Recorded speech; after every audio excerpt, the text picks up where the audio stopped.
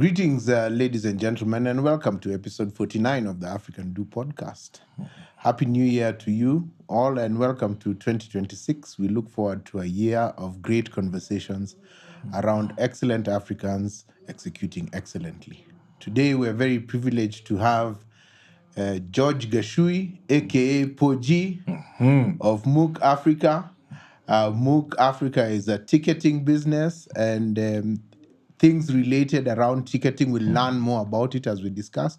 George, welcome to the African Do podcast. Thank you so much, Leonard. I am super honored to be guest number 1 of 2026. Excellent. Yeah, man. Good. So George, ticketing is not a thing in the sense that when we're in school and we're thinking about careers, you know this, you don't find some guys saying that I'm going to be a guy who's running a ticketing. I sell tickets for a living. It doesn't. So maybe we can just start about you, your earlier days, school, and how do you find yourself in a space where you start a ticketing business? Man. So I won't take you as far back as primary and those, but in university I went to USIU and I was studying finance. Yes. And information systems. And so my plan was to go and become an investment banker. Okay. And while I was doing it, and I'd call myself an average student, I went to class, I participated, I passed. But I built a very strong social side while I was there. I discovered the power of people and community. And the community I had around me was people who liked to party while we were in university, right? And I had never been a popular kid, right? But now I was in a circle where we kind of all knew each other and we related. And it was a time where, as a university, I don't know if it was a good or a bad reputation, but people knew USIU as like, we used to get banned at hotels and at village market, and not because it was like these people partied. And for me, that was kind of my first exposure to this social side. You're in uni, you have some freedom, you're partying, you're finding your space. Mid-uni, my cousins were DJs and already in entertainment. They had a restaurant. So when we'd go on Sundays to the restaurant, we'd be in the DJ booth playing and that. And they had taken that path just as a hobby, but become really good at it. And they were becoming super popular, and they were on radio, and they were doing parties. And so as the social guy in school, you also then now plug that connection to be like, even outside of the uni circle, if we went to one of these popular gigs, I'd know people. And by the time we were getting towards the last part of uni, I went to pitch an idea to DJ Styles then, who was running Code Red. Yes. And he was going through, let me call it a breakup with some of his team, right? And creative turmoil and those things. And me now I've studied business administration, I have these ideas, blah, but I've also started to understand something about community. So I went and told him, man, I have an idea because you guys have all these parties that are hot, but can we try and do an SMS-driven party? Okay. So you're the hottest guys, but as opposed to the format where we go and tell the world on radio, and they were at the upper echelon of radio at that time, as opposed to the throw out in the mass and hope people come, let me bring people. Okay. We just create an experience. It sounded a little crazy. All I wanted was airtime to send the SMSs. They sent me that, and we threw a monster party at this place called Radley's down the road that later became Nairobi International School. Okay. Same lady who runs Nairobi International School ran Radley's, Mrs. Lee. Yes. And from that first experience, I ended up moving into talent management and working with these DJs. Okay. So I finished uni, and as opposed to going the bank direction, I decided to stick with these guys and kind of figure out a path around talent and what we can do to generate revenue. That party that we did at Radley's, out of all the sales that were made and I was getting a commission of 10,000 bob. 10,000, yes. I was like, my guy, I'm never going to work. I'm never going to. Now, at that time when you started, and I had good connections to get into the bank. Yeah. And the starting salary was 17.5. Yes. And so I was like, 17.5. And I did one gig there, and they gave me 10K. Yeah. If I do 2 of those, I've made a month's money, right? So I decided, I want to, I think now they call it gap year hair, but Yes. I told my folks, let's hold kidogo on the banking thing. Mm-hmm. Let me do this thing. kidogo, Yeah. right? And my dad was super worried because it's like, you're following the talent. You're following people who have something to fall back on. Yes. But I also realized that talent needed structure. And Yes. there was a way I thought about how to execute what they did that them as the talent didn't think. And so I got into entertainment like that. I started managing the DJs, moved into managing artists, started to discover the more corporate side of it. So sponsorship, record labels, the business of entertainment, which was super green here. Everybody was doing it. There was a lot of talent trying things, but there was no business structure around it. True. And over time, one of the things I came to realize is that the only way people were making money was through these audiences. So whether it was shows we were going to or what, like the audience is where the money was. And it was a chaotic thing. I remember a time the Oliech brothers used to do reggae concerts. Yes. And the way they used to, so Dennis would go to a club in Paris, he'd meet one of these reggae artists, he'd pay them their money up cash, and the artist would just be told, go to Kenya, my brothers will take care of it. It was so chaotic. All their family used to be at the gate. They'd be at Splash, and they'd be there literally collecting the money themselves, because the second you left somebody else there, all the money you're relying on making vamoosed, right? So the door was such a critical point at all these events, but there was really no structure. People were selling paper tickets. They were being duplicated. I remember, even events as posh as Blankets and Wine used to tell us, go to Java if you want to buy your ticket in advance or something, Yeah. And so we started trying to think. Now my information systems and finance background was there. And so I was like, what's a way that we can be able to change this scene? Now, when we were developing Mookh, we weren't developing it to sell tickets.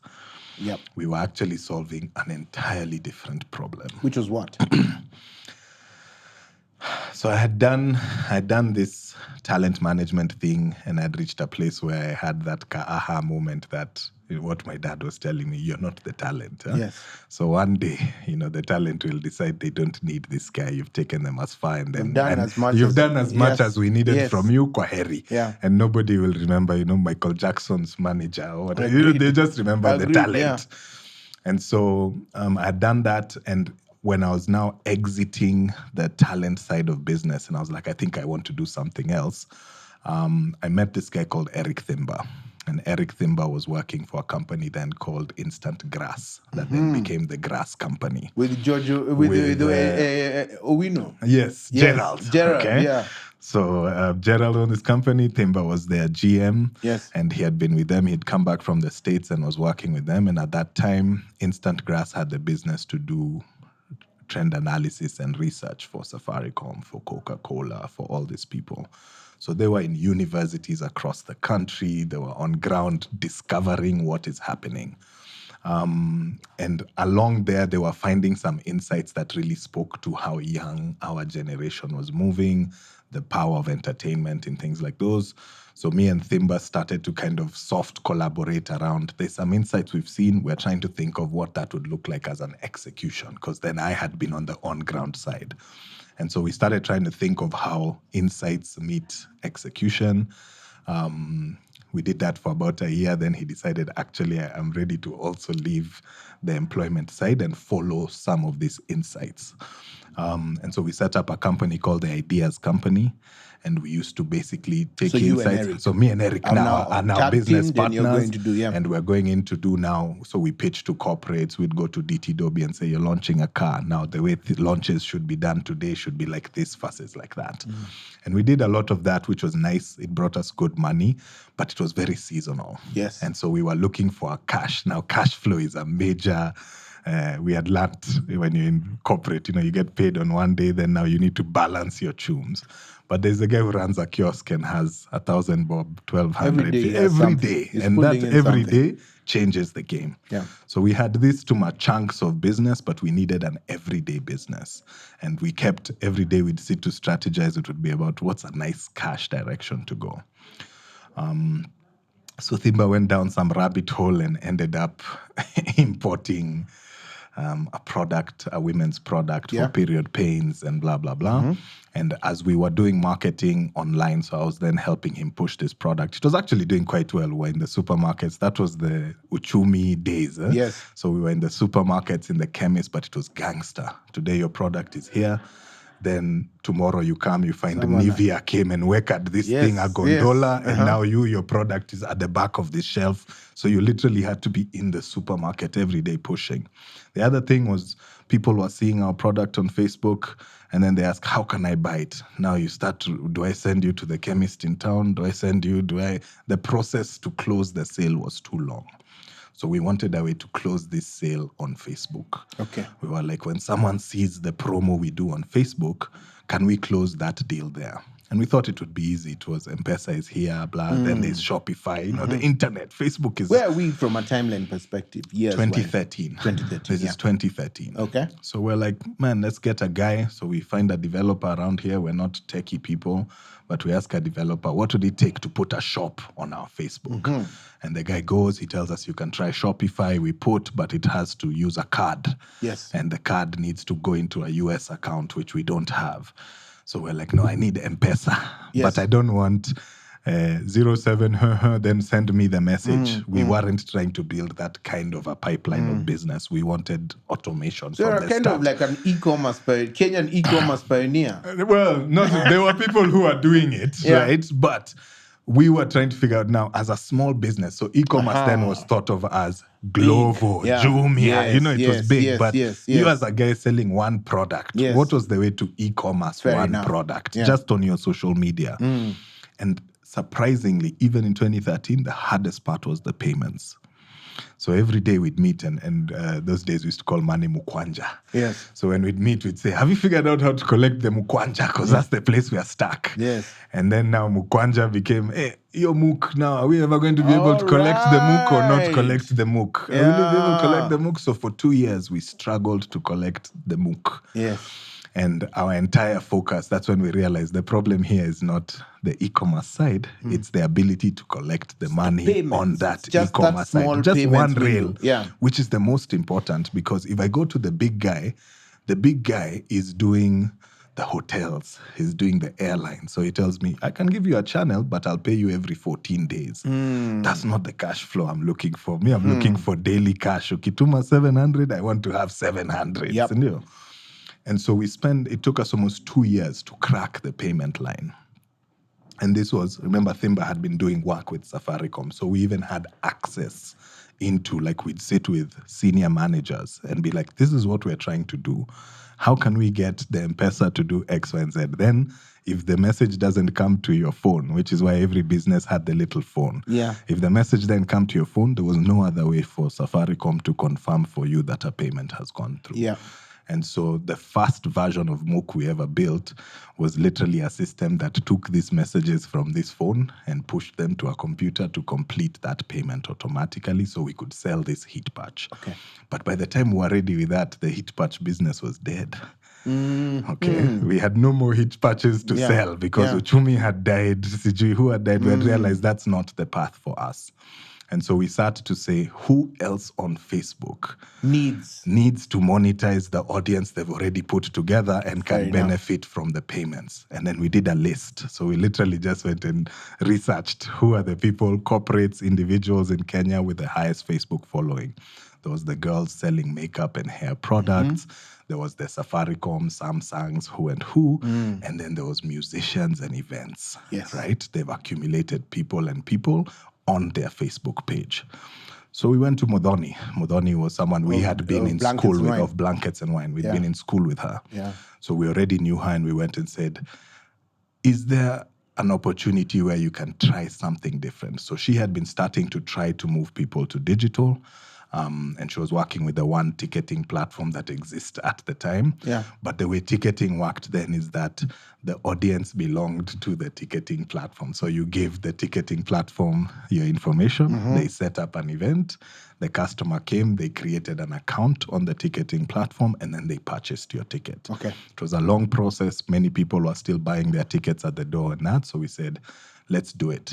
Coincidentally, she was starting a new brand. right?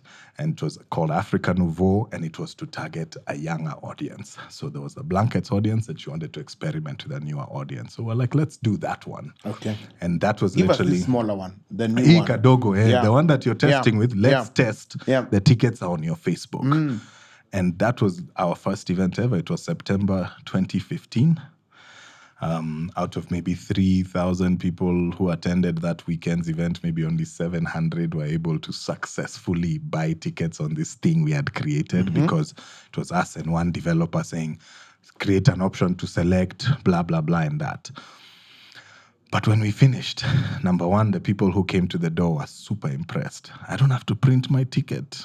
I don't have to. Hey, this thing was so simple. How did you guys do that? Print. What do they have to do? Show you. They literally, the message came with a QR code, and it said, show us your QR code at the door on your phone, right? Perfect. Now, the other thing that was tripping people out is they had gone to the Facebook, you put your details, you put your number, and then your phone would pop a message that just asked you to put your PIN. It was something people had never seen before.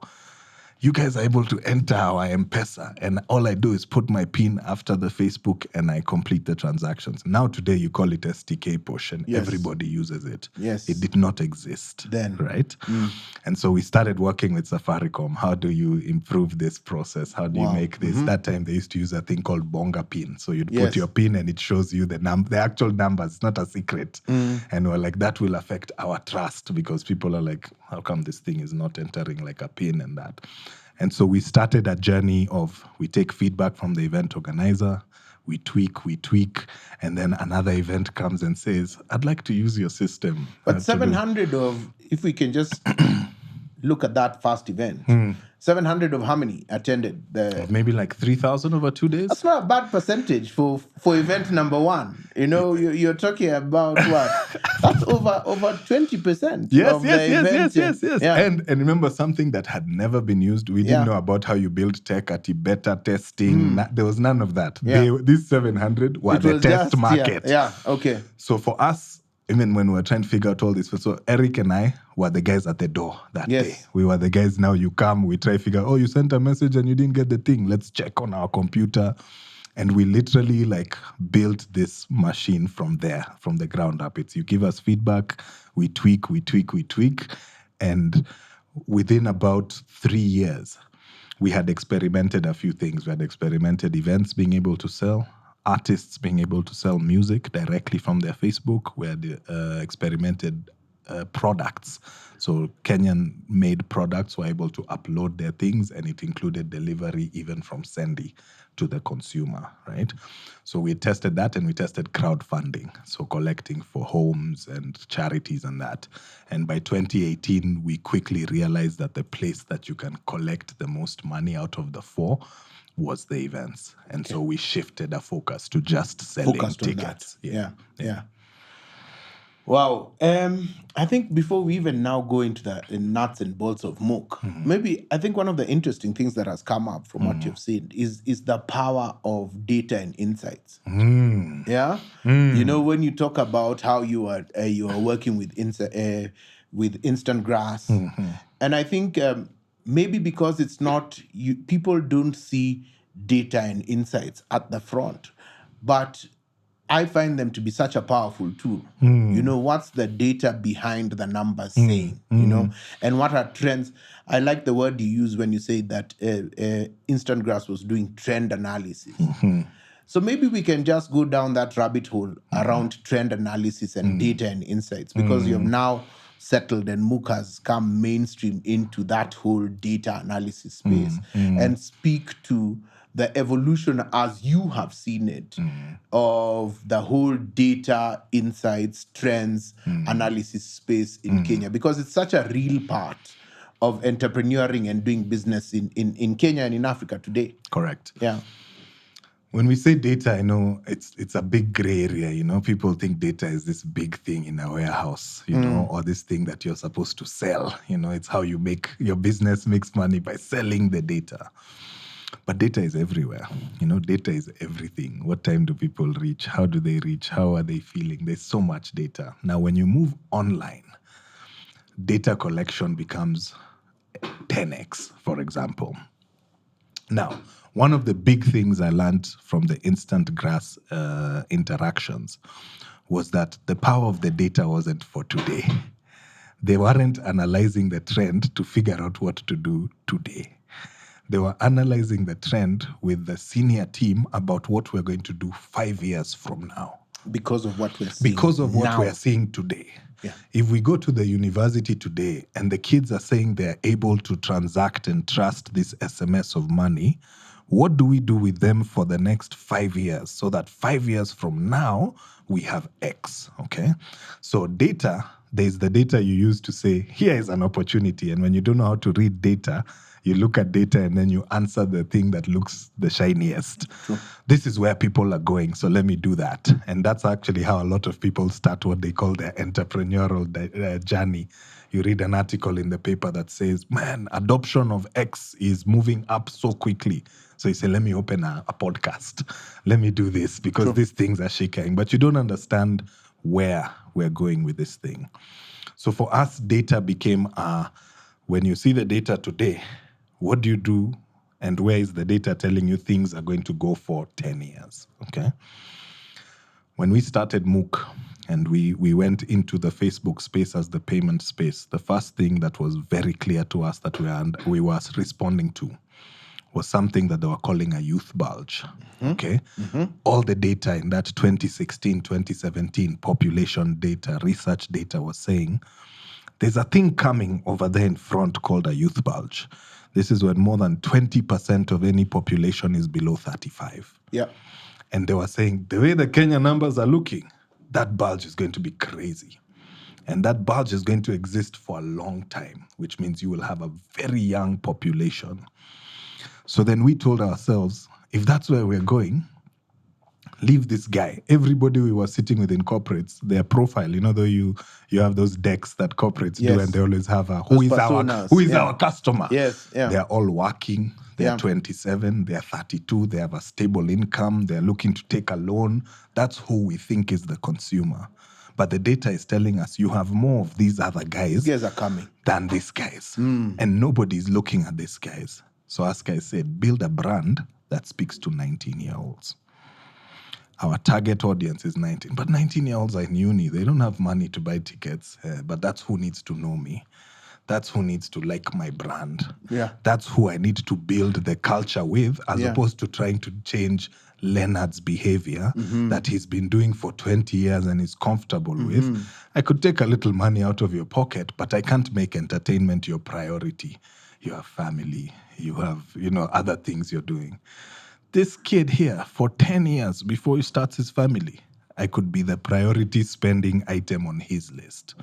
And so we started to build around that. Now, if I was to extremely fast forward to today, yes, everything you're seeing happening today, what we call the Gen Z movement, what we call the brands now being overtaken by TikTokers and what, is that thing. It's that bulge. That youth bulge, it bulged. Right? And the craziest thing that happened is it bulged during the pandemic when we couldn't see. We were all seated in our house. Yes. But when we came out, the people who came out were very different from the guys we went in as, right? And now those kids are running the entire show. They're running amok, man. They are going crazy. And we are only at the beginning. Agreed. Okay? Currently, our average age in the country is 19. It's the guy I've been speaking to for 10 years. Okay, I know how to speak to that guy. That's answering data, right? And then now I have the power over 10 years. We've now been doing Mookh for 10 years.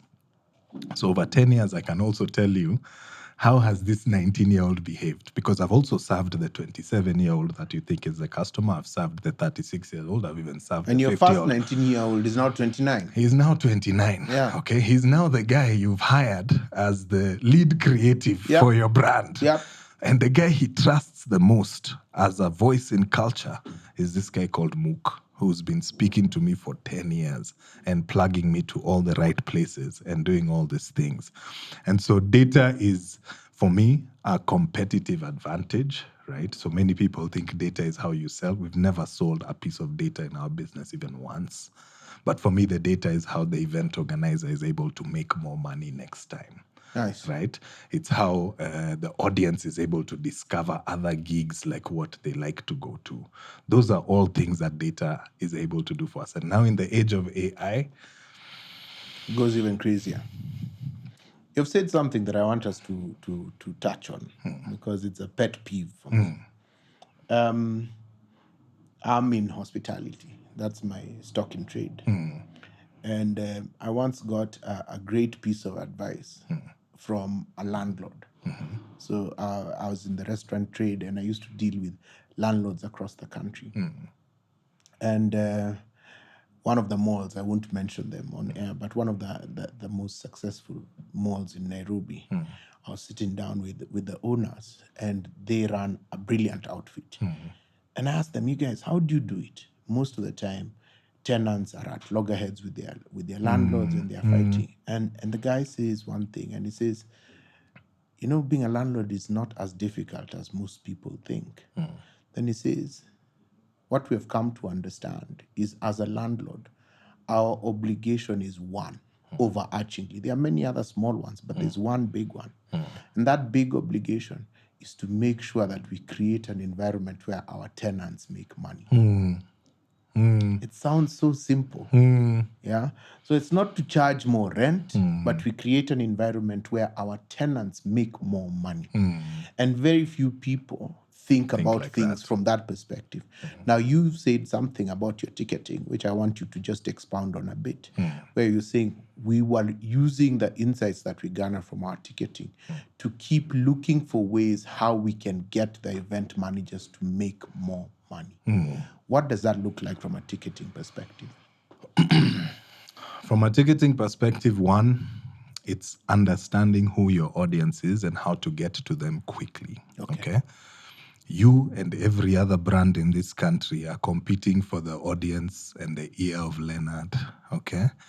So once you have Leonard in your pocket, he's bought the ticket once, you have his phone number, you have his email.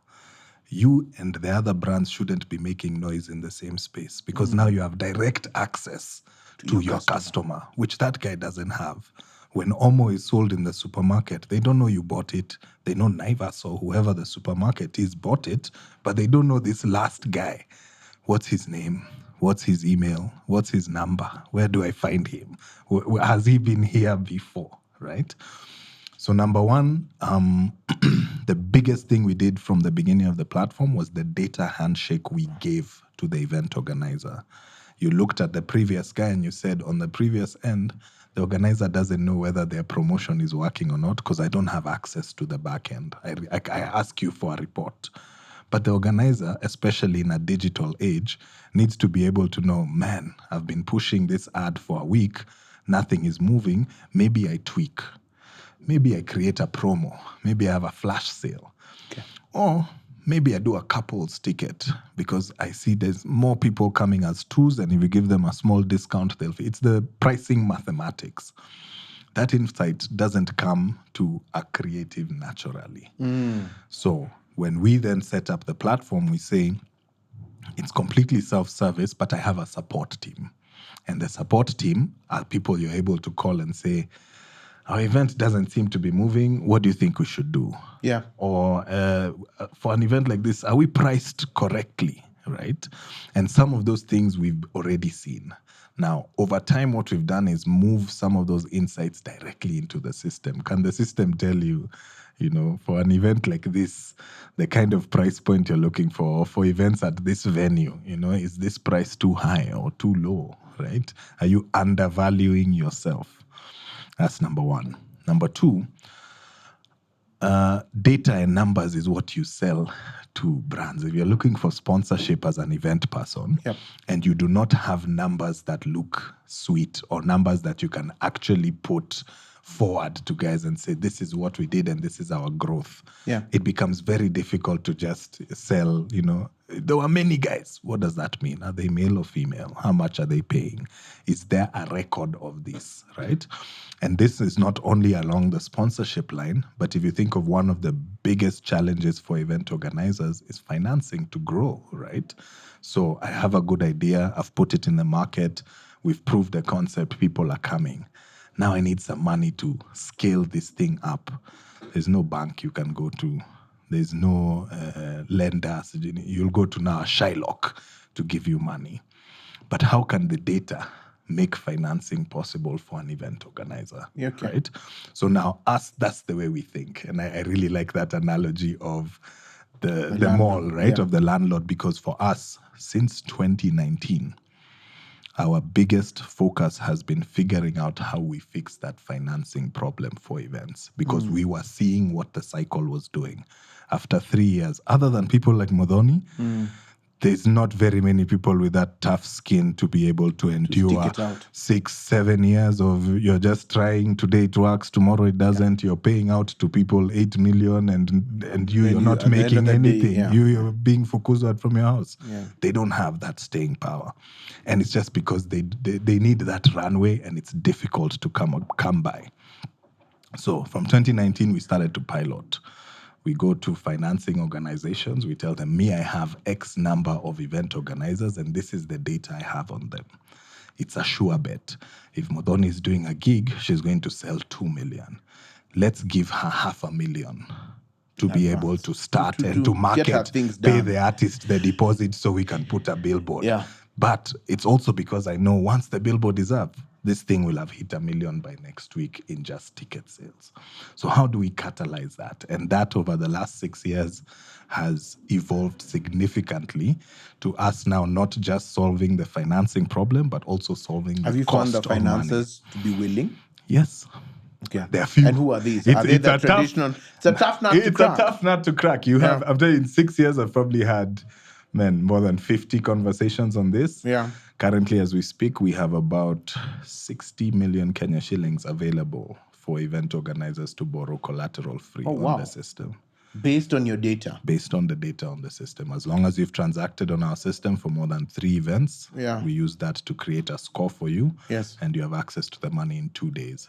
Let me just get this right. As long as you've transacted with Mookh, yes, selling tickets through you guys more than 3 times, you can access that data to access financing. We can use the data of the 3 to do your trend analysis and to be able to say this is how much you'd be good for. If you had this, I know I can always get it back. The higher you make, the more your threshold increases. Okay. The big problem has been cost of money. Money is expensive right now globally, and it's only getting more expensive. True.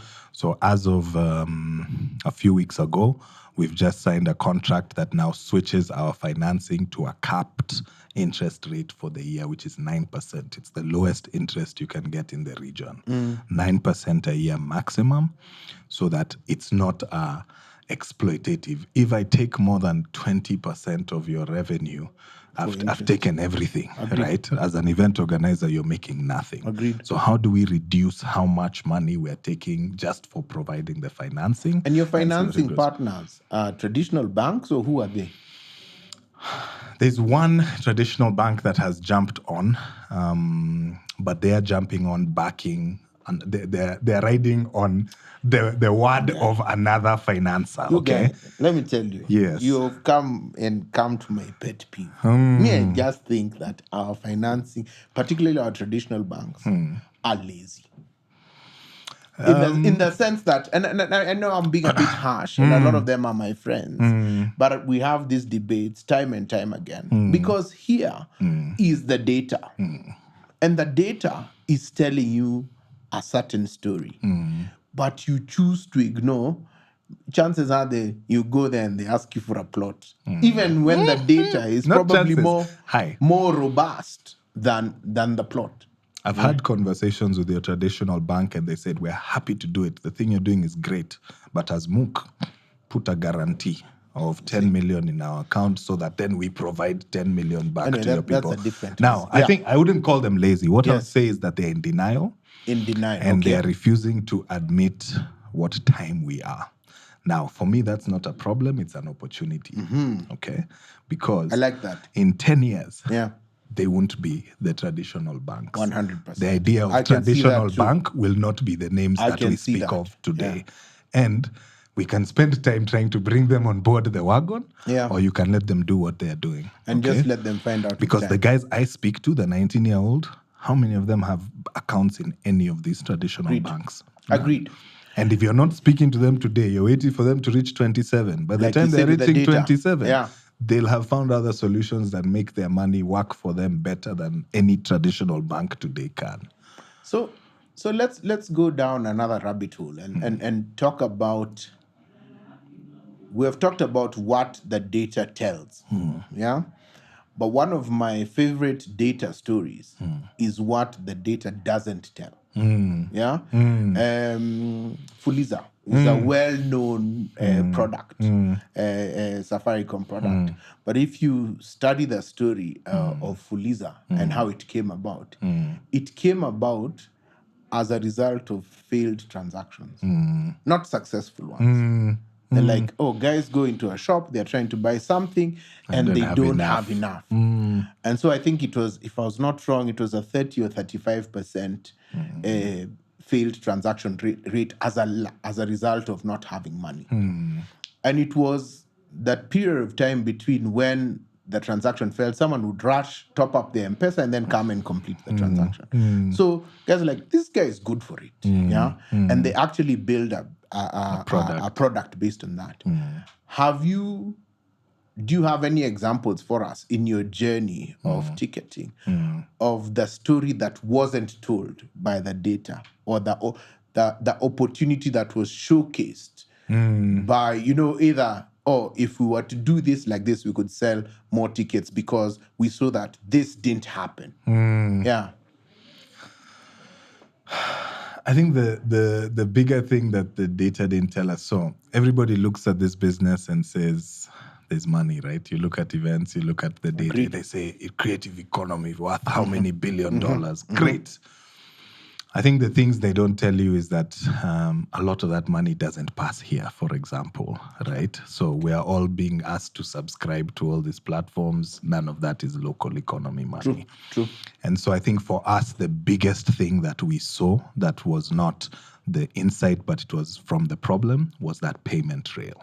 The idea that if you're going to get long-term into a business like this, if you don't sort out your payment rail, okay? So I'll tell you one of the things that makes me not wary at all of what is looked at as competition in the ticketing business. Yeah.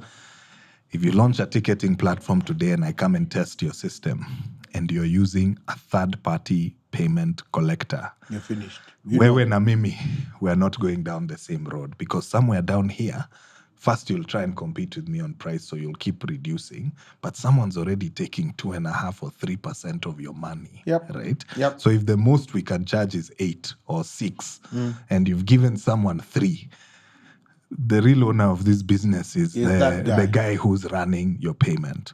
So for us, in the struggles we had to just get someone to process payments for us, we decided to begin building our own payment rail.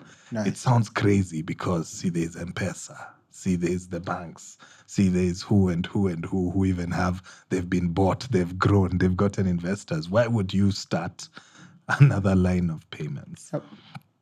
But that, when we went into the pandemic and ticketing died, it was other people like us who needed payment rails that kept us alive, because we now had a payment rail that wasn't selling any tickets, but there's a church that was still going online and needed a way to collect money, and us were the online collection people. There was podcasts that were now figuring out how to monetize and needed a way that their fans could contribute, and we had the payment lines.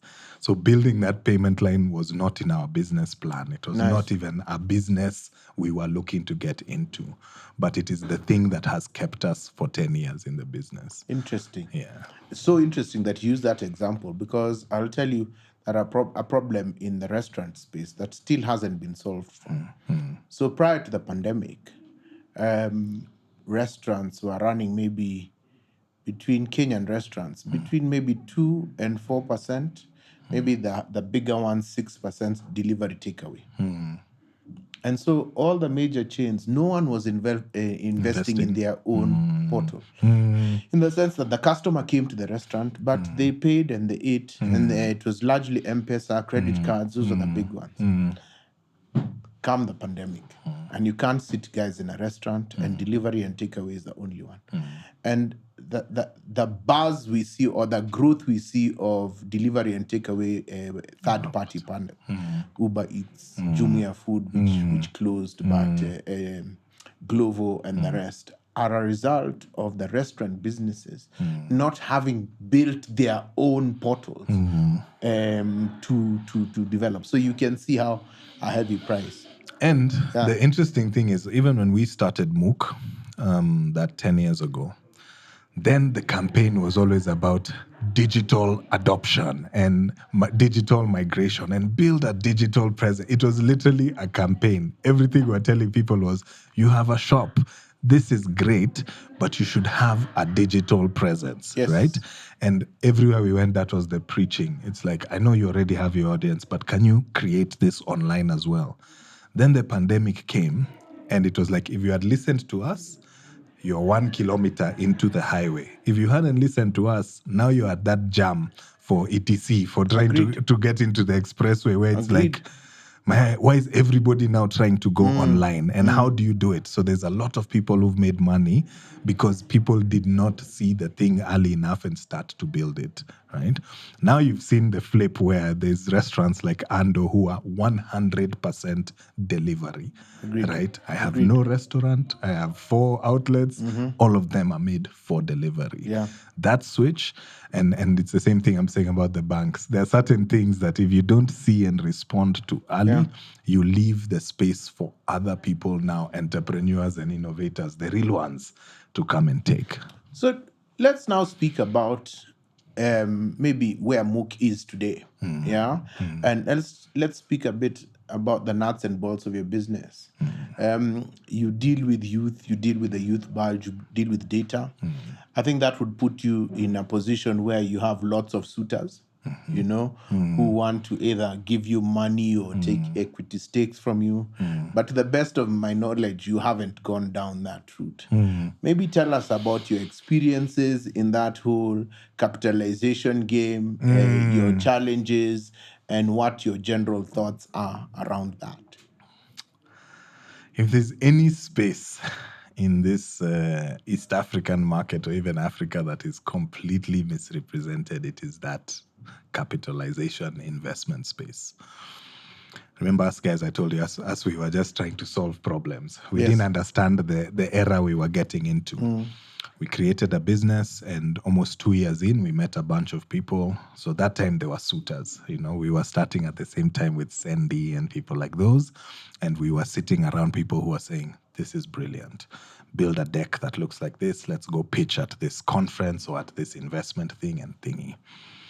When we entered there and we pitched and we did well, they liked our pitches. But they were always on some like very strange, the school you went to, who is speaking to the thing, and we were like, my guy, there's an insight here we are following. This is what we are seeing. This is what us we are seeing and what we are doing qua ground. Now, you want me to make my thing look like this other thing that, explain it like it's a Shopify meets, but it's not that, right? And we did this for almost 2 years, right? Now, we learned a few things. Number one, that fundraising game ikona watu wake, right? It has its own people. And it's almost now in today's, if I can use hindsight, what we call wash today is the game that has been called fundraising in the startup business. There's a guy somewhere who sees an opportunity to earn money, not to fix a problem. Good. You create a product and you find somebody to put the first $1 million. Okay, and those guys never want to talk about. Us guys, when we'd sit with them, we tell them, I need $100,000. I only need 10 million shillings to do. And they say, no, that's too small. You haven't thought about, you haven't. And I'm like, you want me to take $1 million, nipeleke wapi? I don't need $1 million. But then they don't want those games because I can't wash 100,000. May I want to give you $1 million. And then in 3 years, I come with another guy who has 5. So that my $1 million now is worth 2. Yes. And I'm ready to start removing. I can even take mine out. I can even remove it now. I can remove it, and leave a small piece, but I can go because I've done my biashara. Then the guy who put 5, his work for the next 2 years is to find the guy who will come and put 10. Agreed. Okay? Yeah. And then after 4 years, that biashara is closed. Yeah. Nobody's using that platform. People around the country are no longer trading on these things. The shops are no longer branded how. But there are guys in there who've made $2 million. Yeah. Not solved any problem. Agreed. So we realized here, we are the dumb guys trying to solve problems and actually trying to put money in people's pockets. So in 2019, we had a major realization, 2018, 2019, after 2 years of just, it's very demeaning sitting with these guys and just being told, no. So we're like, actually, and it's a lady called Ann Kabinga, who we sat with. Yes. And Ann Kabinga told us, guys, don't believe the hype. If you're building a business, go and build a business. Go and find customers. Let those customers pay for the thing. If your business can't run itself, those investors are not the people who are going to change your thing. 100%. So as we shifted focus, people who tell us, come for an investment thing, we say no. We're not available. Send us a deck. Send us your data room. We have none of those things. As we're acquiring customers, I went to Uganda. I had done some business in Uganda as an entertainment manager. Started to pitch events in Uganda to start moving online. Uganda was 98% cash economy at that time. Let's move online. Let's move online. Let's move online. Let's move online. Went to Rwanda. Set up a business. It takes 2 hours. We set up a business. Guys, let's start going online. Let's start going. Where can we find customers? That became the shift. Since that day, we've never sat in an investor meeting until today. Story. You know what I like about what you're saying, and it's something that we don't speak about enough. You know, you speak about Sandy, you speak about things like Copia. Those were actually decent businesses. Yeah? But they got caught up in a game that's not theirs. You know, this fundraising game, scale beyond, you know, one can even argue Twigger, you know, foods, were decent businesses that, but when, I like the analogy that you've used, when they shifted from fixing a problem, which is what, and acquiring the customer. Those two things, you're fixing the problem, you're acquiring the customer. They then got caught up in this fundraising game of round to round. The business is actually called building shareholder value. Yeah. That becomes the new business. 100%. It's that I don't look at this many people down here. I look at these guys up here. My 4 guys who give me money. 100%. How do me and them make more money? That's the entire focus. Now, let's speak to where Mookh is now. Because we saw and experienced you, Mookh with Chan. You know, we were there in the middle of the night when the tickets would come. So first of all, let's speak to one. How did you get the Chan? That's a big piece of business, which I'm sure a lot of global guys must have been chasing. But you guys, Mookh Africa, managed to secure this business. So tell us a bit about that journey of pitching to CAF and getting into that whole ecosystem. And then you became the ticketing agent. And maybe at the end, tell us whether you are the ticketing agent for 2027, 2027 Africa Cup of Nations, which we are all looking forward to. Inshallah. Man, you know, we call that on our baptism by fire. Okay. We've managed to operate under the radar for 10 years. And then in 1 month, we moved from nobody's looking for you to most searched. Okay. It was quite an interesting thing. And how it came about is, remember I told you in 2018, I went to Uganda to get entertainment business. When the pandemic hit and Uganda, if anybody understands that market, the entertainment is up there in their list, right? It's a number one social economic activity across generations. It has nothing to do with young or old. Then pandemic hit and these guys did not go out for 2 years, okay? So the day they were going to open, it was actually a national discussion. Like, we were getting calls from senior government people who were then trying to figure out what a digital Uganda looks like. And some of the people who had already created some footprint there were some boys called Mookh. And so we get called back to Uganda. This is 2022 April.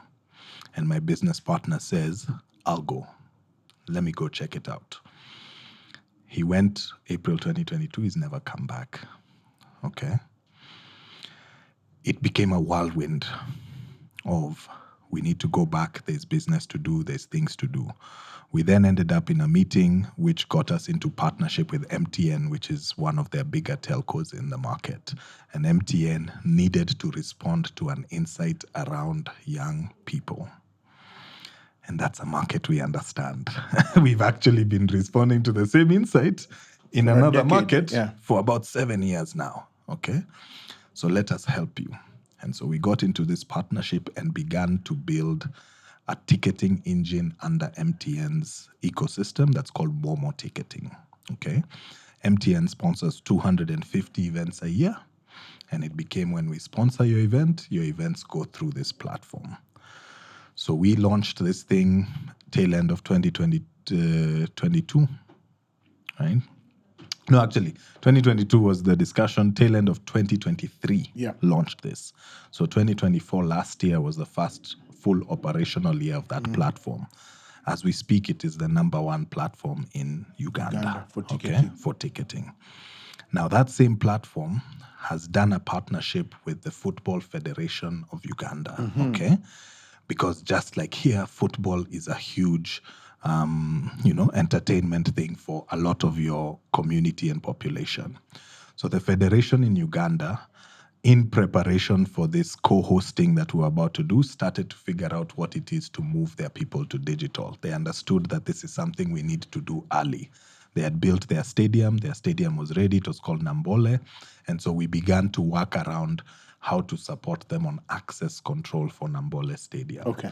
Support the marketing of how to get people to come, because there's a lot. It's not just selling a ticket. Yes. There's a lot with a stadium is 30, 40,000 people who you need to get into a place within an hour. So there's one thing to sell them the tickets. There's another thing to get them into the stadium safely and get them out. Okay. And so we worked with Nambole for about 6 months. And at the tail end of it was a chaotic 6 months. It was like what we were experiencing here in the first 2 weeks of Chan, where you're trying to introduce a system, there's friction with the consumer. The consumer wants to do what they're used to, which is I come with my 200 bob on the day, but you're telling them there's no ticket available. And so that friction we dealt with in Uganda for about 6 months. And the day that we finally got it right, the day that the military was involved and we managed to cordon, we had put barriers, everybody was aligned. So now we used to sit in like coordination meetings, national level, to get people into a stadium. The day we had things, your smoothest run ever is the day CAF came to do the inspection of how they'd like Chan to work. Okay. And they saw this system that they did not expect in an African country. Remember, they do football everywhere. They saw a system that was so smooth and that got people in that they were like, this is our partner for sure for Uganda, and can we work with you across the region? Unfortunately, the way the region works, which is one of the things that's our downfall as Africa right now, is we are too separated. Yes, So fragmented. yes, we've created this collaboration, but the collaboration is theoretical. In principle, there's no one company that can do anything in the 3 countries. It's not the same currency. It's not the same spending power. It's not the same stadiums. Nothing is the same. So then, and MTN only has presence out of the 3 countries in Uganda, right? And so somewhere in that meeting, they come to Kenya and they witness some chaos at our football games, which is what we're used to. And they decide they don't want to do that chaos because they've seen a format that works. And in digging around, they discover the same guys who build the MTN system and run it are actually in Kenya. And so they approach us. They initially actually wanted us to try do all 3, but Kenya and Tanzania has been going through some sensitive, some emotional relationship problems. Yeah. And so our relationship problems did not allow us to do Tanzania, but we then did manage to secure the contract to do the Chan ticketing in both Uganda and Kenya. And for us, it was a super masterclass. Nobody has done something like that. We're talking about selling between the 2 countries more than 300,000 tickets in 1 month, okay? We traditionally will sell 100,000 tickets a year, okay? So to sell 3 times that volume in 30 days is crazy. And then you have to get these people in. So the harder part of this work was not the open the system to sell. And what we underestimate because we do not understand the current bulge. People were not understanding how tickets can sell out in 4 hours because you think 30,000 tickets is a lot, right? When you think 30,000, you think, hizo ni mingi sana wameficha. Why would I hide? It's a system. The system is given to CAF to run. Here is the ticket setup. How many do you want available? Go. If you look at if you go on Facebook and open Kenya Arsenal fans, there's like 1 million people on that page, right? So even if you said our universe of potential attendees is 100,000 people, it means if all those 100,000 want a ticket, only 1 in 3 can buy. By the time Chan was reaching the middle, where now people are like, I must go to watch Harambee Stars, you are talking about something like 400,000 people trying to buy 27,000 tickets. Wow. We were forced to invent a queuing system. We've never had a virtual queue in our life. Now you had to line up on the internet to buy your ticket the way you would at a ticketing booth, because there had to be a way to control how people enter this thing. And we wanted to go as deep as allocating you a seat, right? If you bought your first Chan ticket, your ticket came down to a seat number. Agreed. Something that the federations and them here say, it's not something we normally do because all we do is chaos, right? But if you bring structure can go all the way to the end. True. Safe to say our client was happy. We built a lot of, there's a lot of guys who are angry over here. There's issues about how they communicate and what they communicate, which is not, anything in our purview. We had never been in the football business before that. The thing we were brought in to do is to provide structure, to provide access control, and to make sure the money for the client is collected. Those three things, tick, tick, tick. By the time the reviews were happening and all the drama, one of the agencies that the CAF team were praising and hype about was the ability to work with Mookh. They couldn't believe these were Kenyans. There were many situations we would sit in those security crisis meetings and they'd say, but these guys from Mookh have Kenyans. It's not like they've brought people from another country to do the work. So how come all the rest of the machine can't work like these guys? Wow. Okay. So will we do AFCON? Let's wait and see. But if I was a betting man, I would put my money on you. You'd invest a little bit in that system. I would put my money on you. But George, what a fabulous, fabulous story. And I love it from so many angles. Because you speak to so much that we're about on this podcast. First of all, I think when we discussed the capital issue and the fundraising game, I think one of the things that I feel is very poorly valued in this market is what I call local context. Yeah? And why the market, and I guess it's because of who's giving out the money, will not give the same value and credence to a local doing the same thing, because I find that to be a bit of a farce in a game. Yeah. So it's really good to see you rise above that. And I think the advice that Ann Kibinge gave you, priceless, and I wish more people would actually take it up. So what a fabulous, fabulous episode. I'd just like to give you a chance to speak to the audience and tell them where can they find Mookh Africa. Maybe other corporates will hear, other markets which are interested in ticketing solution. It's great that you've gone into football because Africa really is huge on a football, and you now have tried and tested on that space. So if corporates want to find you, where do they find you? What are your handles? And how can they interact with you? All right. So because we're a digital platform, everything that we do is on www.mookh.com. It's where you'd come as an event organizer if you want to sell your tickets, if you want to get access to the entire ecosystem that we have around funding and access control support. All that happens through the site. You can also find us on our socials, so on Instagram, on X, and everywhere else. It's mookh.africa. That is the name of the business. Right now, if you have money to put in entertainment, we have a fund we call ACEF, the Africa Creative Elevation Fund, okay? Interestingly, what we have from the data is I have capacity or demand for about 130 million eligibility worth of funds to lend. I only have 60.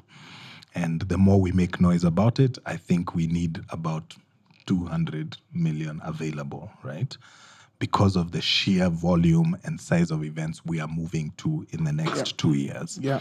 And so if there is an opportunity right now, put money, it goes into a pool that you'll have access, full visibility to, that supports multiple event organizers to be able to grow what they're doing. Number two, the audience is shifting, okay? Mookh serves young people. We support discovery of creatives and all the things happening around us. If you're trying to speak to young people, just go and have a look at what's happening there. It'll give you an indication of how you should speak, the kind of things people are doing, how they look. And we're always open to have discussions around how to continue to create more impact, especially around the events industry, which is powerful. And the events industry right now, when you look at the larger events, you're finding them employing, and I hope I'm not getting out too much of people's information, but some event like Blankets and Wine will have almost 2,000 people working at the event. Vendors, crew, setup people, cleanup, electricians, toilets. The number of people that a single event is able to employ, even the government needs to take events more seriously, right? The problems we're trying to solve around job creation, unemployment, poverty, they can solve themselves if we created more space for these ecosystems. All these stadiums that we're building, how do we make them multi-purpose so that they are not used once a month?